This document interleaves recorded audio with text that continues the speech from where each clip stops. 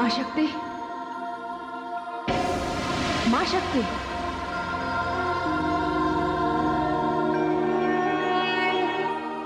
क्या बात है महादेवी, आप इतनी अशांत क्यों हैं? देवी भुवनेश्वरी,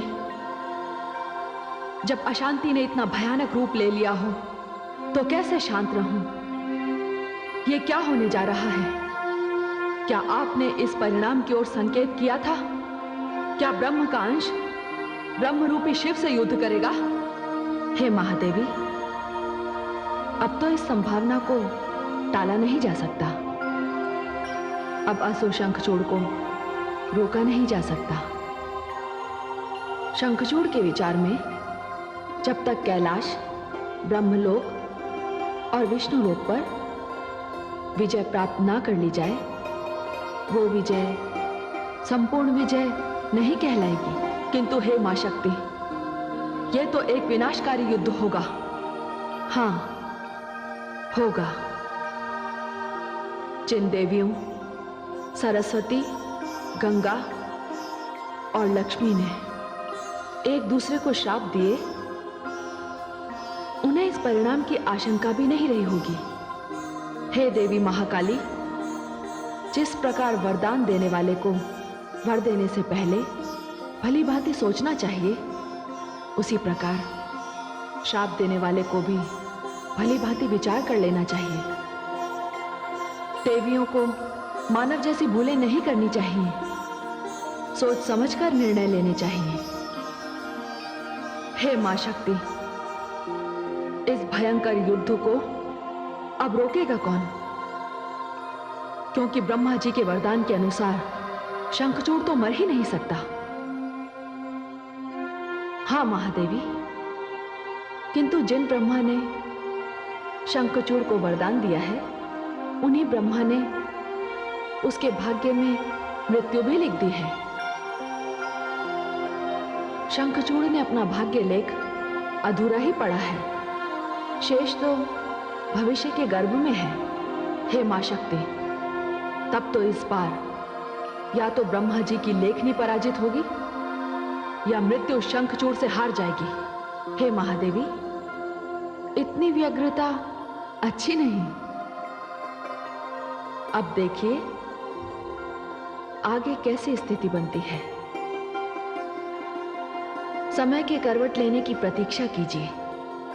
माताश्री, माताश्री, माताश्री, माताश्री। क्या बात है पुत्री, तुम इतनी घबराई हुई क्यों हो? उन्हें ऐसा करने से रोकिए माताश्री। पुत्री, किसकी बात कर रही हो? किसे रोकना है और क्या करने से रोकना है? अपने पुत्र को रोकिए पिताश्री। वे देवाधिदेव महादेव को युद्ध की चुनौती देने जा रहे हैं। वे कैलाश पर अधिकार करना चाहते हैं। ये तो बड़े गौरव की बात है पुत्री कि मेरा पुत्र शंखचूड़ असुरों में प्रथम ऐसा शूरवीर है जिसने कैलाश पर अधिकार करने की बात सोची। एक पिता के लिए इससे अधिक गौरवशाली बात और क्या हो सकती है? नहीं नहीं पिताश्री, ऐसा न कहिए। शिव भगवान हैं, देवाधिदेव हैं, महादेव हैं। वे तो हम असुरों के भी पूज्य हैं। इससे क्या अंतर पड़ता है? पुत्र शंखचूड़ त्रिलोक विजय के लिए निकला है। यक्षलोक, गंधर्वलोक और देवलोक को पराजित करता हुआ अब उसका अगला आक्रमण अपने ही वरदान दाता ब्रह्मा पर होगा और उसके पश्चात देवताओं के पक्षपाती विष्णु पर। पुत्री, तू तनिक भी चिंता न कर। अब पुत्र शंखचूड़ अपार शक्तियों का स्वामी है। संसार की कोई भी शक्ति मेरे पुत्र का वध नहीं कर सकती। और तू भी तो उसकी रक्षा के लिए व्रत कर रही है। तेरे जैसी पतिव्रता नारी का सुहाग छीनने की शक्ति संसार में किसी में नहीं है। पुत्री, मैं तो इस महान कार्य के लिए अपने महावीर पुत्र को बधाई का संदेश भेजूंगा। तू निश्चिंत हो जा पुत्री, निश्चिंत हो जा।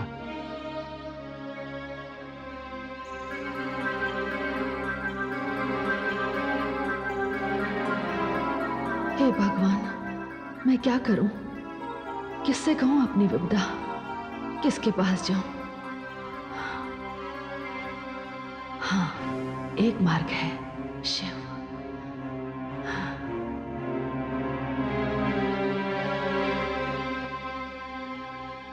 महाराज, हमारी पुत्रवधू की चिंता अकारण भी तो नहीं है।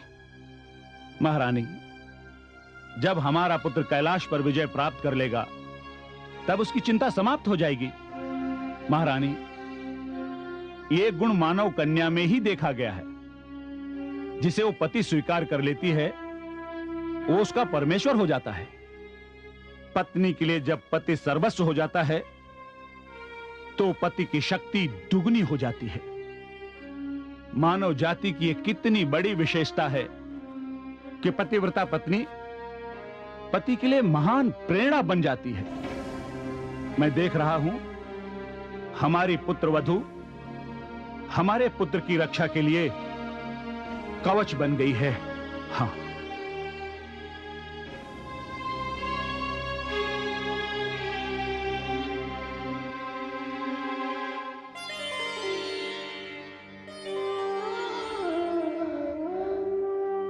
हे नारायण, हे वासुदेव,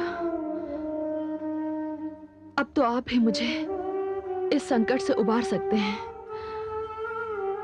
कोई ऐसा उपाय कीजिए प्रभु जिससे मेरे पति ये अनर्थ करने से रुक जाए। उन्होंने विनाश की ओर अपने पग बढ़ा दिए हैं। हे नारायण, हे वासुदेव, मैं जानती हूं कि देवाधिदेव महादेव को चुनौती देने का अपराध तो क्षमा हो ही नहीं सकता।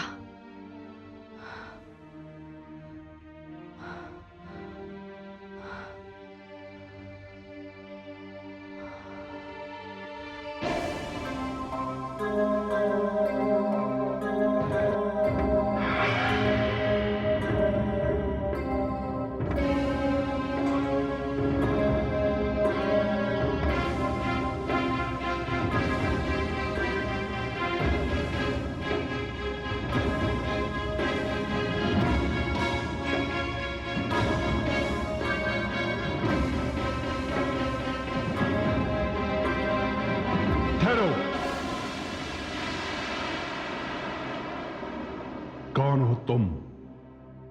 मैं तीनों लोगों का स्वामी असुरराज दंभ का पुत्र शंखचूड़ हूं। तुम कौन हो? मैं वीरभद्र हूं, शिव का गण और वीरता का साकार रूप। तुम बताओ क्या कार्य है?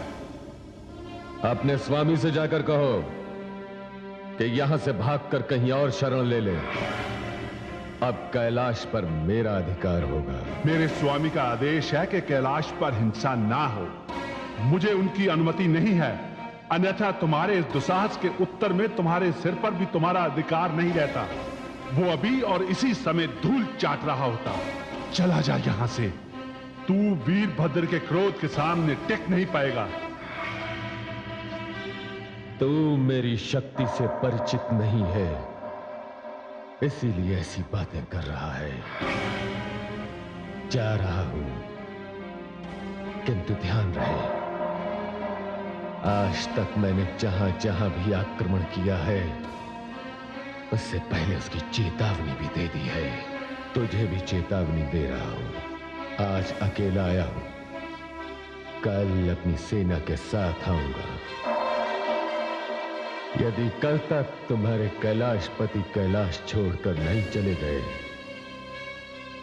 तो उन्हें शंखचूड़ के आक्रमण का उत्तर देना होगा और परिणाम का भी उत्तरदायी होना होगा। बस, कल कैलाश की भूमि तेरी समाधि बनेगी। किसमें कितनी शक्ति है इसकी परीक्षा कल हो जाएगी।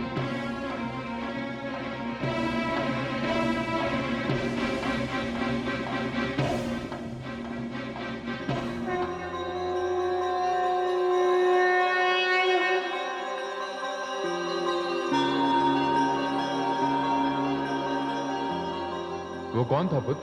प्रणाम प्रभु। तुम किससे वार्तालाप कर रहे थे? प्रभु, अभी अभी शंखचूड़ आया था।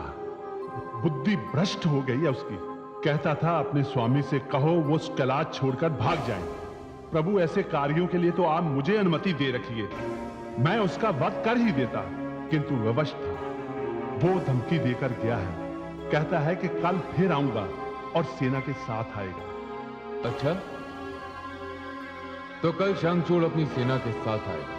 हाँ प्रभु, और उसका दुस्साहस देखिए, कहता था कि अपने स्वामी से कहो वो कैलाश छोड़कर भाग जाए। मानव लोक, यक्ष लोक, गंधर्व लोक तथा देवलोक पर विजय प्राप्त करने के पश्चात शंखचूड़ को अपनी शक्ति पर अभिमान हो गया है। वीरभद्र जी प्रभु, हमें शंखचूड़ के इस दुस्साहस का उत्तर देना ही होगा। मैं कैलाश की शांति कदापि भंग नहीं होने दूंगा। यह क्षेत्र ऋषि मुनियों, साधकों और आचार्यों की साधना भूमि है। प्रभु ये कार्य आप मुझे अकेले ही करने दीजिए, मैं शंखचूड़ और उसकी सेना को अकेले ही देखूंगा। नहीं पुत्र, तुम शंखचूड़ के विषय में कुछ भी नहीं जानते। मैं उसके अभिमान के कारण से भली भांति परिचित हूं। वो धनुष से निकले उस बाण के समान है जो पुनः अपने स्थान पर लौट कर आ नहीं सकता। उसे इस बात का झूठा विश्वास है कि उसकी मृत्यु किसी के हाथों हो नहीं सकती, और यही कारण है कि आज उसने स्वयं महाकाल को चुनौती दी है। अब देखना यह है कि इसमें कौन कौन से नियम टूटते हैं, कौन कौन सी आस्थाएं बनती हैं और कौन कौन सी आस्थाएं बिगड़ती हैं।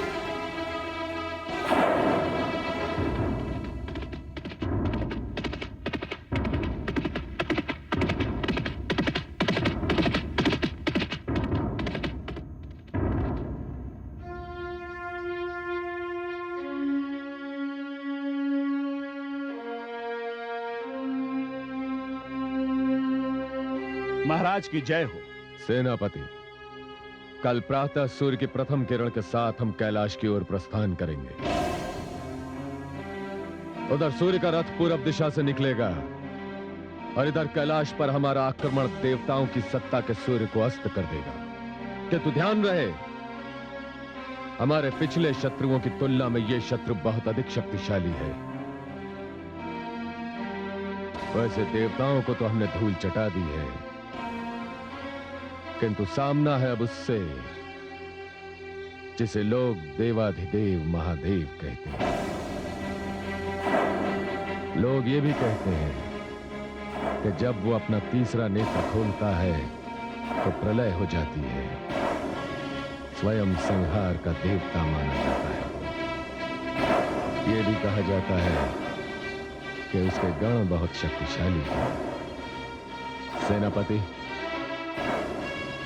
ये समझ लो कि तुम्हारा सामना साक्षात महाकाल से है, किंतु भय की कोई बात नहीं, घबराने की कोई आवश्यकता नहीं, चिंता का कोई विषय नहीं, क्योंकि मैं तुम्हारे साथ हूं। मैं तुम्हारे आगे रहूंगा।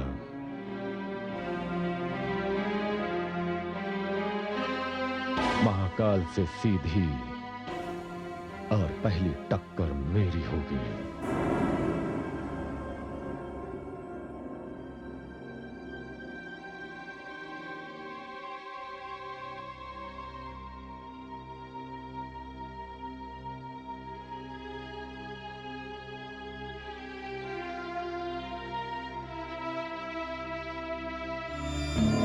नारायण नारायण।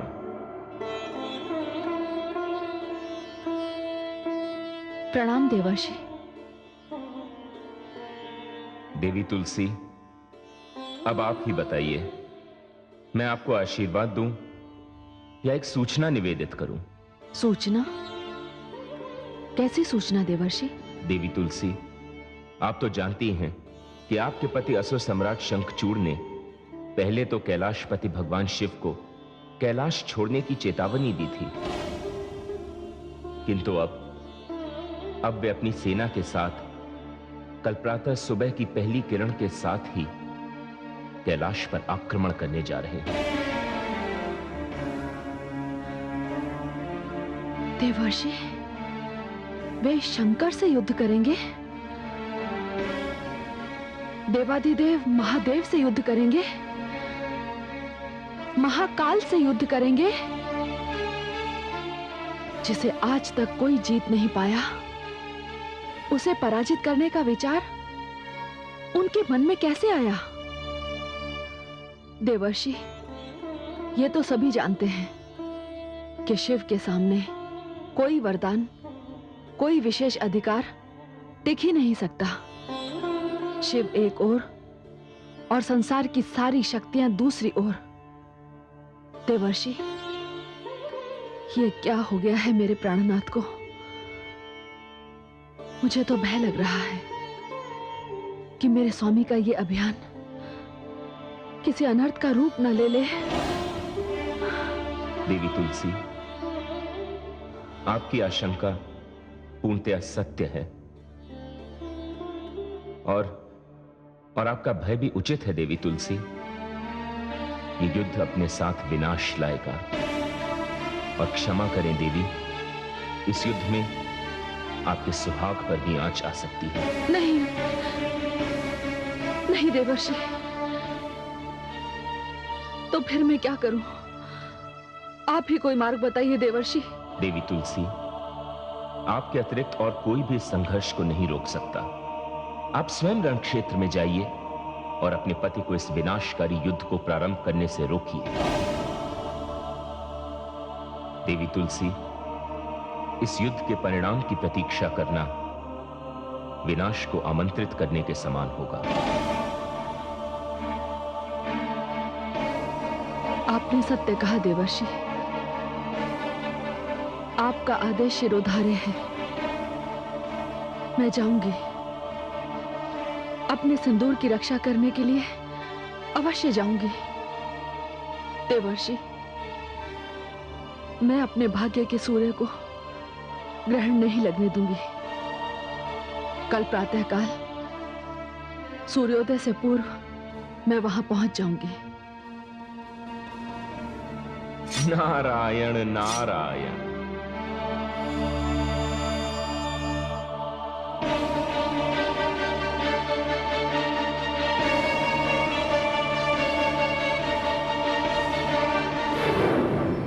प्रिय वीरभद्र, ये युद्ध आवश्यक है। प्रभु, सूर्य उदय होते ही वो दुष्शंखचूड़ कैलाश पर आक्रमण कर देगा। हाँ वीरभद्र, नियति की भी यही इच्छा है कि इस युद्ध के द्वारा एक अव्यवस्था का अंत होगा और व्यवस्था की स्थापना होगी।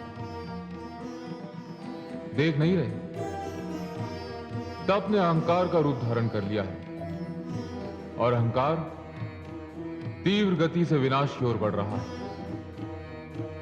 शंखचूड़ को अपने वरदान पर घोर अभिमान है। स्थिति ऐसी बन गई है कि एक ओर वरदान है तो दूसरी ओर शक्ति है, और इन दोनों के बीच संघर्ष के लिए कोई स्थान नहीं। वीरभद्र, यह बात किसी को भी नहीं भूलनी चाहिए कि संसार ऋतु के नियम पर चलता है। सारी प्रकृति में एक व्यवस्था है। ब्रह्मा, विष्णु और मैं इस व्यवस्था के संरक्षक हैं, और मैं ये अनुमति किसी को भी नहीं दूंगा कि कोई इस व्यवस्था को भंग करे। वीरभद्र, हम शंखचूड़ के आक्रमण का उत्तर अवश्य देंगे। हर हर महादेव, हर हर महादेव, हर हर महादेव, हर हर महादेव, हर हर महादेव, हर हर महादेव, हर हर महादेव।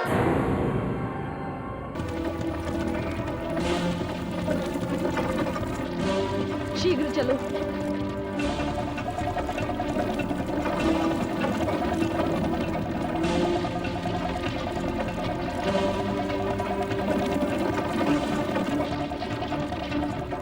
हे सूर्यदेव, आपके उदय होते ही मेरे पतिदेव कैलाश पर आक्रमण कर देंगे। कोई कल्पना भी नहीं कर सकता कि इसका परिणाम क्या होगा। इसलिए मैं चाहती हूँ कि समय से पहले इस विनाश को रोक दिया जाए। यदि मैं प्रातःकाल से पहले अपने पतिदेव से मिल सकी तो उन्हें इस विनाश लीला में भाग लेने से अवश्य रोक लूंगी। हे सूर्यदेव, मैं चाहती हूँ कि मेरे इस अभियान में आप मुझे सहयोग दें। यदि मेरे सतीत्व में बल है तो आप मुझे अवश्य पुरस्कृत करेंगे। और तब तक उदित नहीं होंगे जब तक मैं अपने पतिदेव के पास पहुंच ना जाऊं। चलो सारथी, और शीघ्र चलो।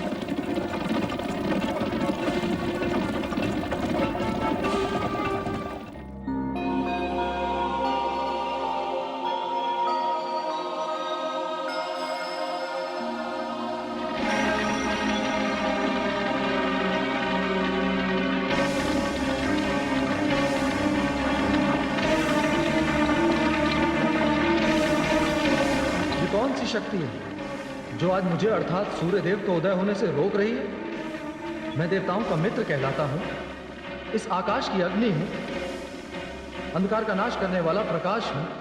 ये शक्ति सती तुलसी की है, जो अपने पतिदेव शंखचूड़ से मिलने रण क्षेत्र की ओर जा रही है। आपको तब तक प्रतीक्षा करनी पड़ेगी सूर्यदेव, जब तक सती तुलसी अपने पति देव तक नहीं पहुंच जाती।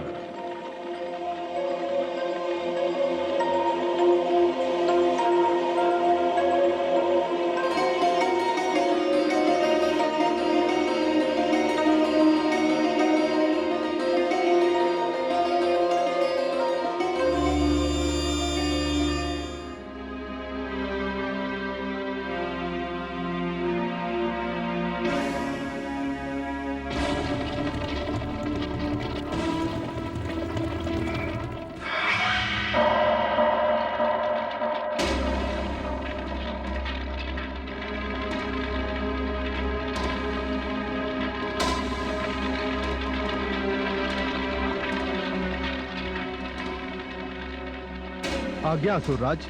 सेना तैयार है? हाँ सुराज, सेना तैयार है, किंतु आज की रात बड़ी लंबी हो गई। लगता है समय जैसे रुक सा गया हो। अब तक तो सूर्योदय हो जाना चाहिए था, किंतु पता नहीं क्यों सूर्योदय होने में इतना विलंब हो रहा है। तुम सत्य कह रहे हो सेनापति, सूर्योदय होने में सचमुच विलंब हो रहा है। अवश्य ही ये देवताओं का छल है। संसार द्वारा देवाधिदेव महादेव कहे जाने वाले शिव को यह भली भांति ज्ञात हो गया है कि उनका सामना एक वीर से होने जा रहा है, जिसमें उनकी पराजय निश्चित है। लगता है अपनी पराजय से बचने के लिए, अर्थात मुझसे बचने के लिए, आज वो सूर्योदय नहीं होने देना चाहते।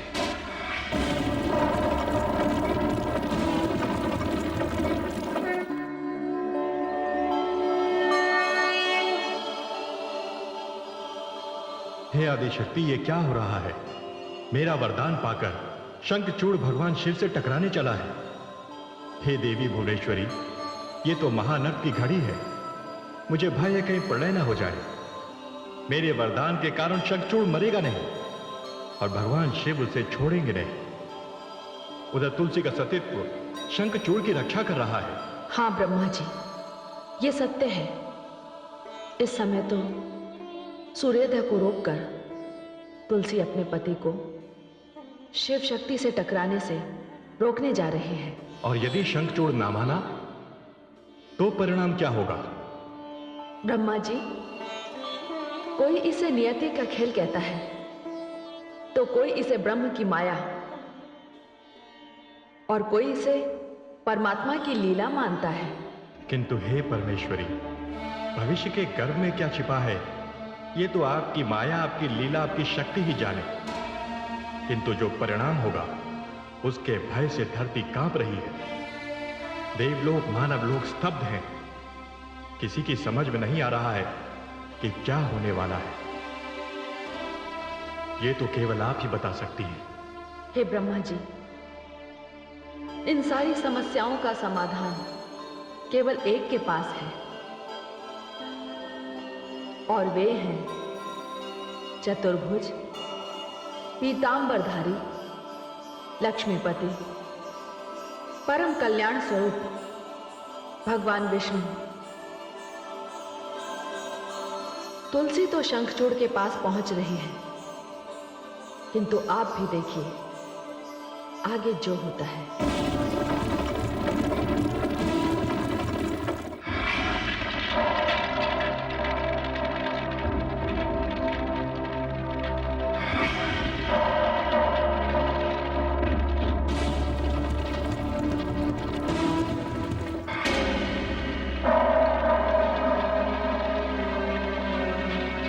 असुरराज, लगता है आज सूर्योदय नहीं होगा। सेनापति, हम और प्रतीक्षा नहीं करेंगे। सेना को प्रस्थान का आदेश दो। हम कैलाश पर घेरा डाल देंगे। देखना है देवाधिदेव हमारे भय से सूर्य को उदय होने से कब तक रोक सकते हैं।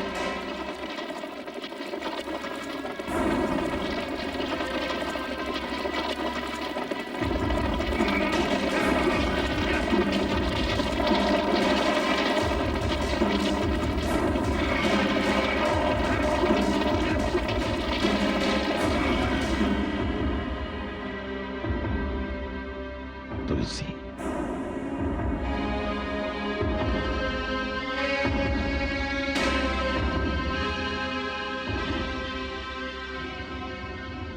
महारानी तुलसी, आप यहां? हाँ महाराज, मुझे बेवश होकर यहाँ आना पड़ा। सेना को कैलाश की ओर जाने से रोक दीजिए महाराज।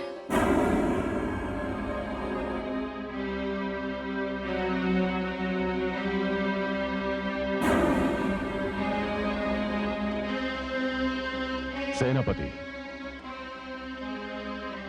सेना नहीं रुकेगी। मैं महारानी तुलसी से वार्तालाप करके अभी आता हूं। जो आज्ञा असुरराज। आइए महारानी तुलसी, हमारे साथ चलिए।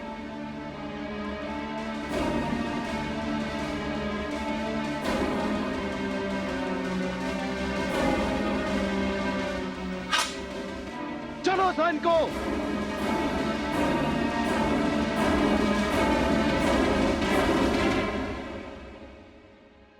महारानी तुलसी, आपके यहां अनायास आने और सेना को कैलाश की ओर जाने से रोकने का कारण है स्वामी, मेरे सुहाग की रक्षा। अर्थात? स्वामी, आप भगवान शिव से युद्ध करने का विचार छोड़ दीजिए स्वामी। महारानी तुलसी, हमने विचारों की सीमा से आगे बढ़कर युद्ध का निर्णय भी ले लिया है और उसकी घोषणा भी कर दी है। नहीं स्वामी, मैं आपको ऐसा नहीं करने दूंगी। वे भगवान हैं, सृष्टि के संहार करता है। वे ब्रह्म हैं और ब्रह्म तो सृष्टि के नियम भी बदल सकते हैं। उनका क्रोध बड़ा विनाशकारी है। उनसे युद्ध का परिणाम केवल विनाश ही होगा।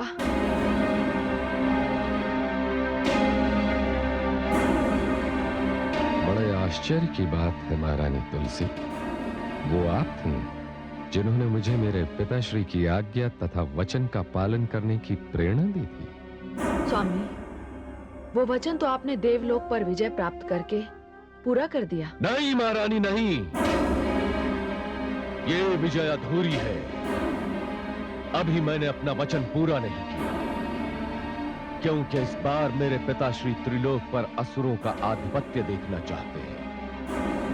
जैसा कि आप भी जानती हैं कि असुर और देवता एक ही पिता कश्यप की संतान है। आज तक केवल देवताओं ने ही त्रिलोक पर राज किया है। अब हमारी बारी है। ये असुरों का अधिकार है, उन्हें भी ये अवसर मिलना चाहिए और मैं वही करने जा रहा हूं। किंतु है स्वामी। महारानी तुलसी, मैं जानता हूं कि आपके मन में क्या है, एक भय, एक चिंता, किंतु आज आपका प्रेम भी मुझे मेरे वचन से डिगा नहीं सकता। अब मेरे बढ़ते हुए पग नहीं रुक सकते। मेरी वीरता पर भरोसा रखिए। आप मेरी यही प्रतीक्षा कीजिए महारानी। विदा।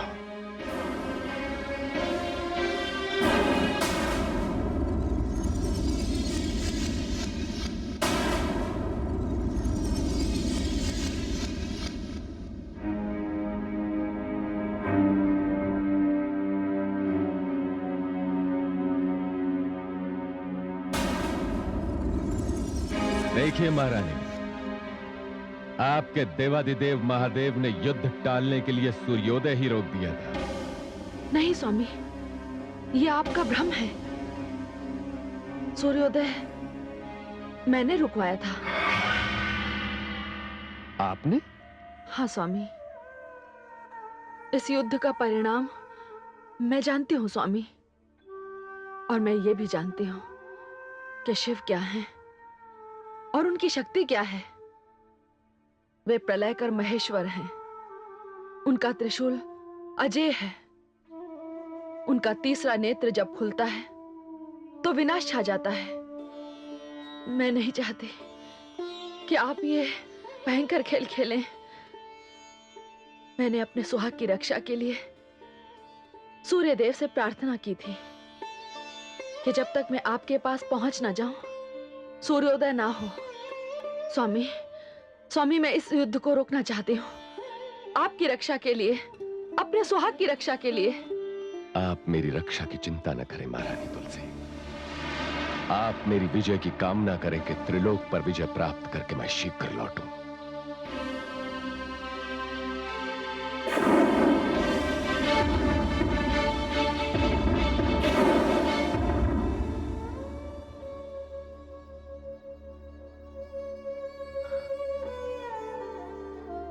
हे नारायण, हे वासुदेव, अब इनकी रक्षा मैं कैसे करूं? इस समस्या का समाधान कैसे होगा प्रभु? कैसे होगा?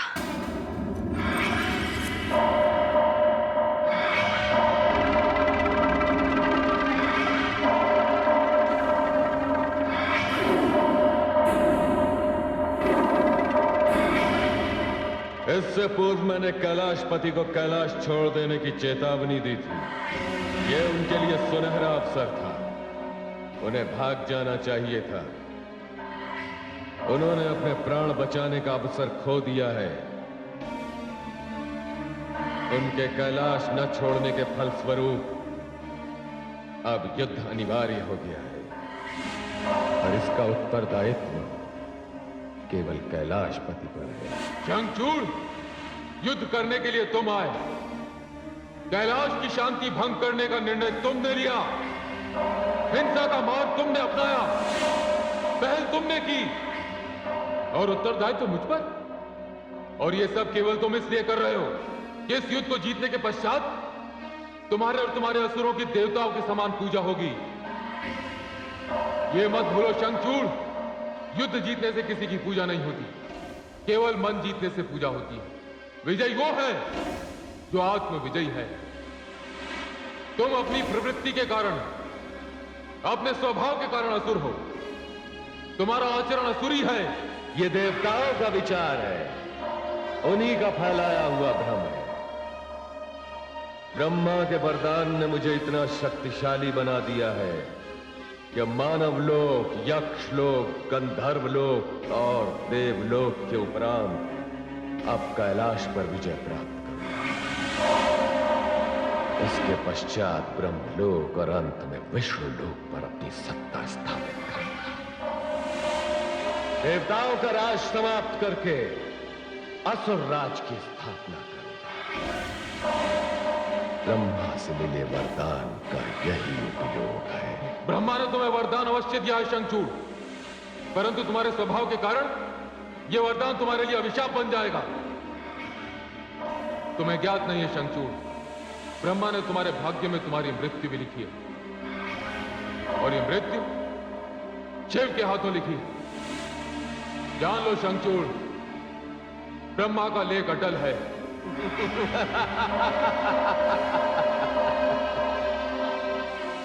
किसकी मृत्यु किसके हाथों लिखी है, इसका निर्णय तो अब युद्ध करेगा। मैंने तुम्हें जो समय दिया था वो अब पूरा हो चुका है। अब केवल युद्ध होगा, युद्ध। हाँ होगा, अवश्य होगा, किंतु यह युद्ध केवल वरदान और शक्ति के बीच होगा।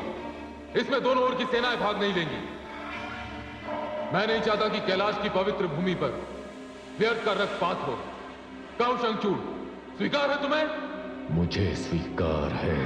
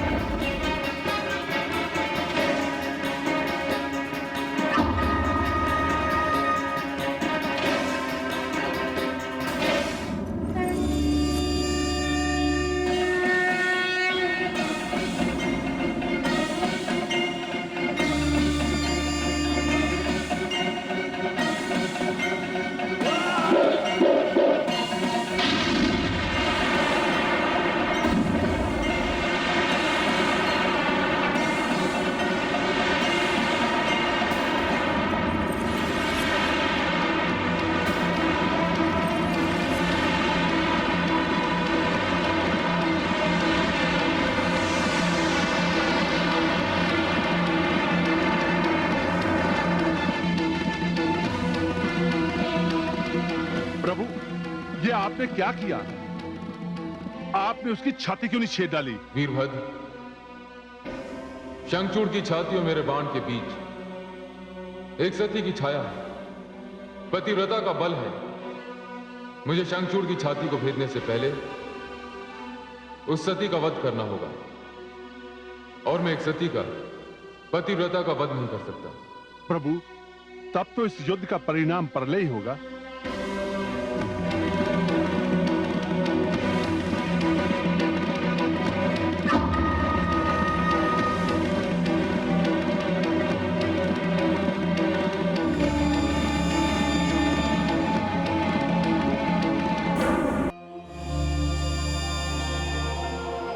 हे नारायण, हे वासुदेव। अरे ब्रह्मा जी, आप कहिए, कैसे आना हुआ?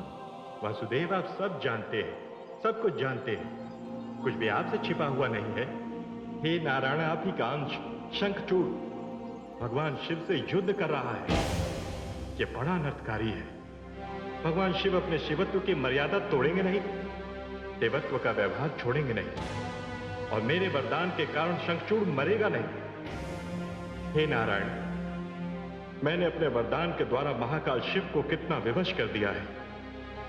अब तो ऐसी स्थिति बन गई है कि ना तो भगवान की पराजय संभव है और ना ही शंखचूड़ की मृत्यु।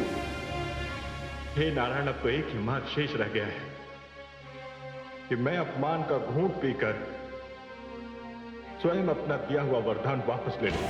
नहीं ब्रह्मा जी, आप आदि प्रजापति हैं। यदि आपके वरदान का कोई अर्थ नहीं रहा तो सतीत्व की मर्यादा अर्थहीन हो जाएगी, पातिव्रत धर्म की महिमा नष्ट हो जाएगी। हे ब्रह्मा जी, इस वरदान के द्वारा समस्त स्त्री जाति का विश्वास दांव पर लगा। आप जानते हैं कि तुलसी जिस शाप से मानवी बनी है, मेरी पत्नी है, जिन पर संसार में नारी धर्म की रक्षा का भार आ पड़ा है। उन्हें शंखचूड़ से विवाह करने का आदेश आप ही ने दिया था। हाँ, ये आदेश मैंने ही दिया था, क्योंकि इसके बिना देवी लक्ष्मी की शाप से मुक्ति संभव नहीं थी। किंतु हे नारायण, मुझे भय है यदि इस समय कुछ ना किया गया तो निश्चित ही प्रलय आ जाएगी। नहीं ब्रह्मा जी, मैं ऐसा कुछ नहीं होने दूंगा। शाप और अभिशाप की इस कथा को सम्मान देते हुए मैं इसे मोड़ दूंगा। सृष्टि पर संकट नहीं आने दूंगा। मैं शिव जी के सम्मान को भंग नहीं होने दूंगा और वरदान की गरिमा भी समाप्त नहीं होने दूंगा। अब समय आ गया है ब्रह्मा जी, शंखचूड़ की गति और गतिविधियों पर अंकुश लगाने। अर्थात नारायण, अर्थात शंखचूड़ को भगवान शिव के ही हाथों मरना होगा। यह महाकाल की गरिमा का प्रश्न है और यही नियति का लेख। किंतु हे नारायण, इसके लिए तो आपको वो करना होगा जो आपने कभी नहीं किया। क्यों ब्रह्मा जी? जन कल्याण के लिए मैंने क्या नहीं किया? मैं मत्स्य नहीं बना, धरती के उद्धार के लिए बाराह का रूप धारण नहीं किया, भक्त प्रहलाद के लिए नरसिंह अवतार नहीं लिया, बल्कि अहंकार को रोकने के लिए वामन का रूप धारण नहीं किया। देश, काल और पात्र के अनुसार मेरी भूमिका भी बदलती रहती है, मेरी लीलाओं में भी परिवर्तन होता है। तो अब इस संकट को समाप्त करने के लिए भी मैं जाऊंगा, अपनी ही शापित भार्या का सतीत्व पाऊंगा।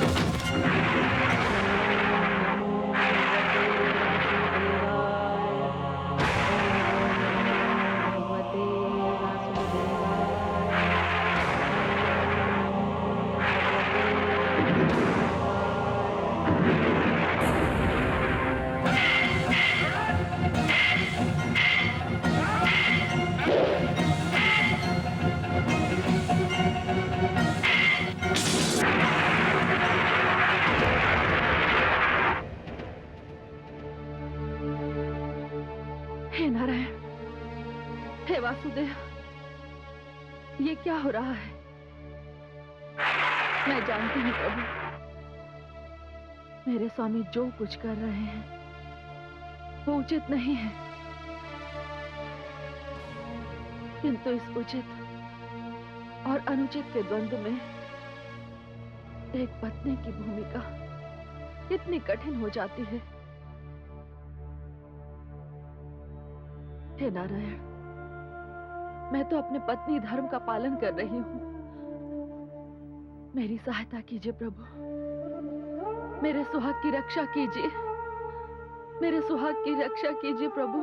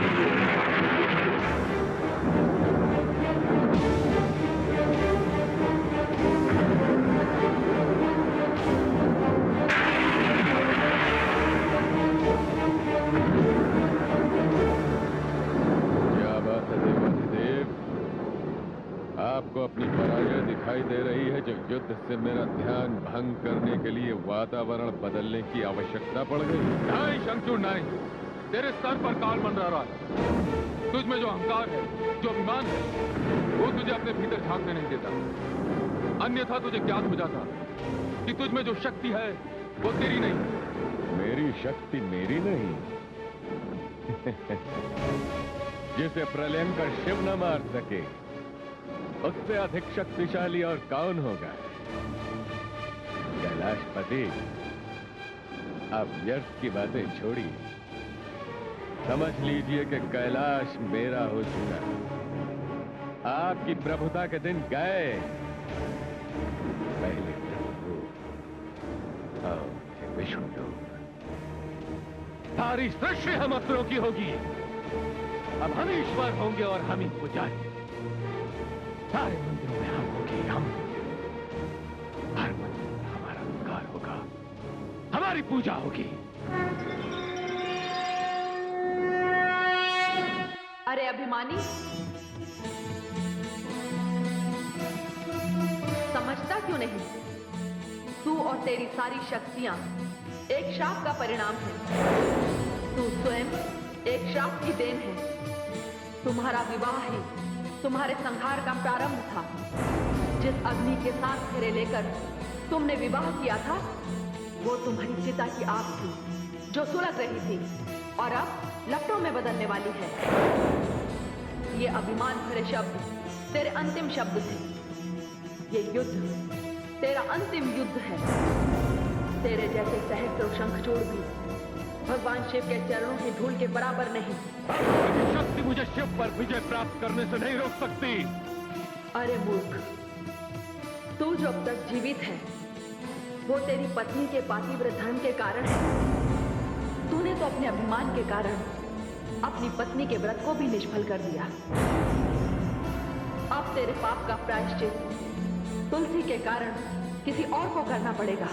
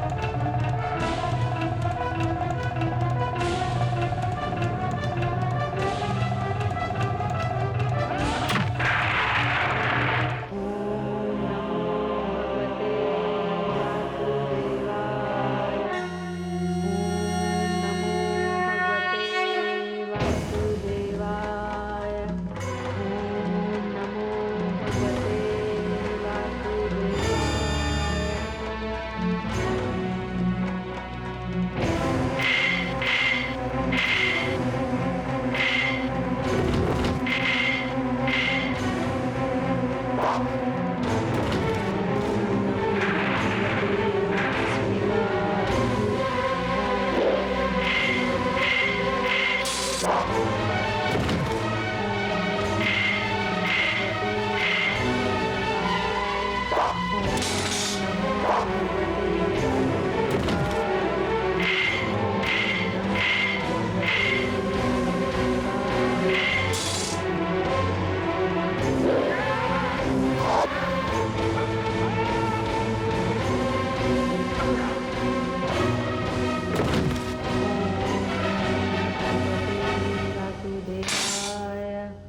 ओम नमो भगवते वासुदेवाय। ओम नमो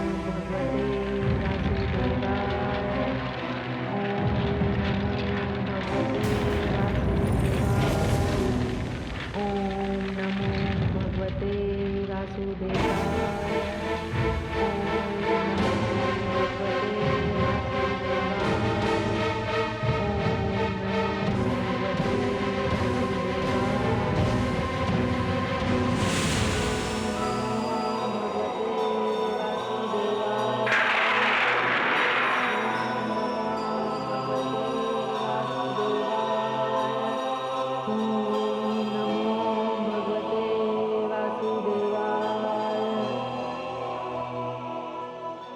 क्षमा कीजिएगा देवी, आपको इस बंधन से मुक्त करने के लिए मुझे ये रूप धारण करके यहां आना पड़ा। आप ही के कारण शंखचूड़ के जन्म के समय मैंने उसमें अपना अंश डाल दिया था, किंतु वो अंश भी असुर को अभिमानी होने से नहीं रोक पाया। वो अपने विनाश की ओर बढ़ता गया। देवी, आप जिसकी रक्षा कर रही हैं, वो सारी सृष्टि में असुर राज की स्थापना करना चाहता है, परंतु मैं ऐसा नहीं होने दूंगा। संसार असुरों के उत्पात से ऊब चुका है। शंखचूड़ का इतना दुस्साहस कि वो महादेव का अपमान करने पर तुला हुआ है, मैं ये भी नहीं होने दूंगा। यदि मैं चाहूं तो शक्ति की कृपा से स्वयं उसका वध कर सकता हूं, किंतु इससे विधाता का लेख बदल जाएगा और मैं स्वयं अपनी दृष्टि में छोटा हो जाऊंगा। आपके पृथ्वी पर आने से शाप की समाप्ति हो चुकी है। मैं जो करने जा रहा हूं वो अनुचित है, किंतु इस परिस्थिति में इससे अधिक उचित और कुछ नहीं हो सकता। मेरी लीला के लिए मुझे क्षमा कर दीजिएगा।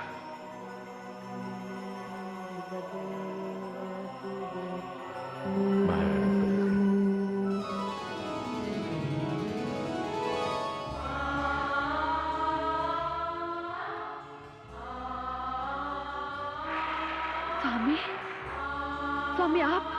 विजय महारानी तुलसी, विजय विजय प्राप्त हुई है आपके स्वामी को। कैलाश के मार्ग से शिव की सेनाएं पीछे हटने लगी हैं। अपनी पराजय को देखते हुए स्वयं शिव कहीं समाधि में लीन हो गए हैं। सच सच सच स्वामी? हाँ महारानी, हाँ। अब आप अपना व्रत समाप्त कीजिए। मैं आपको यही शुभ समाचार देने के लिए ही तो यहाँ आया हूं। स्वामी, व्रत तो आज संध्या काल तक चलेगा, तब जाकर समाप्त होगा। महारानी, जब इच्छा पूर्ण हो गई तो फिर व्रत कैसा? देखिए महारानी, मेरे पास समय बहुत कम है, मुझे वापस जाना है, किंतु उस विजय के दर्शन के लिए मैं आपको अपने साथ ले चलूंगा। लीजिए ये जल, इसका पान कर 6 मास वाले व्रत का उद्यापन कीजिए। सोच क्या रही है महारानी? कुछ प्रहर पहले व्रत समाप्त कर देने से उसकी महत्ता कम नहीं हो जाती। इसके अतिरिक्त पति का वचन भी तो कुछ होता है।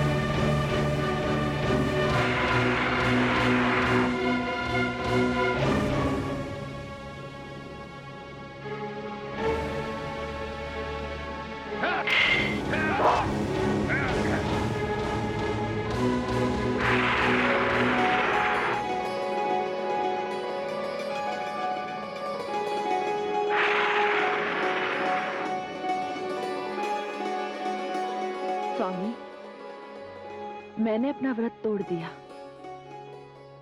अब आप रणभूमि की ओर जाइए, जहां विजय आपकी प्रतीक्षा कर रही है। मैं भी राजधानी लौट जाती हूं। मैं वहीं आपके आगमन की प्रतीक्षा करूंगी। हमारा मधुर मिलन तो अभी शेष है। ऐसे अवसर पर मुझे प्यासा छोड़कर चली जाओगी? नहीं, मैं अब और प्रतीक्षा नहीं कर सकता।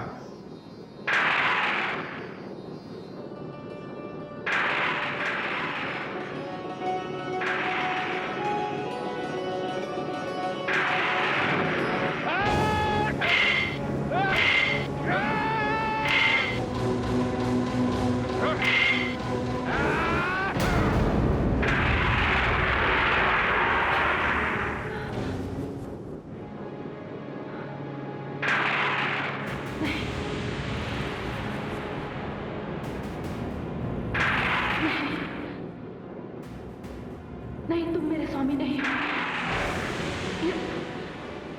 ये मेरे स्वामी का स्पर्श नहीं है।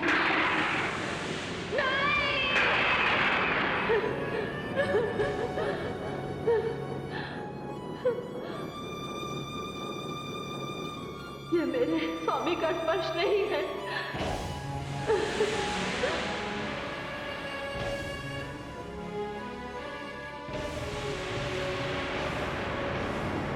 सच बताओ, कौन हो तुम? तुमने मेरा स्पर्श करके मेरा पतिव्रत धर्म, मेरी तपस्या सब भंग की है।